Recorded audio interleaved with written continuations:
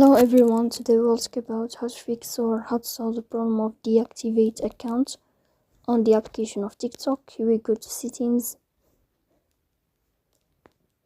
then we click on apps, default apps, app settings. Here you will search about the application of TikTok and you will click. After that, in this page of app info, you will go to first stop and you will click OK. Here you will enter to the window of storage. Here you will click on clear cache. In the end, you can turn off your phone and you can restart your phone again to fix that problem. So that's all. Don't forget to support us by like and subscribe.